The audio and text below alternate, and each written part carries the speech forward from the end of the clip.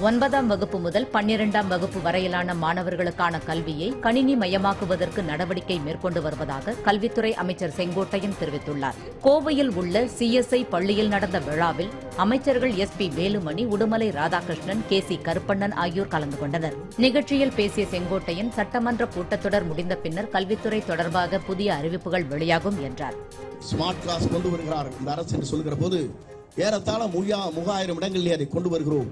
அதோடு மட்டுமல்ல, பக்கத்திலே ஸ்கிரீன் மற்றும் கம்ப்யூட்டர் கிளாஸில் கொண்டு வர இருக்கும்.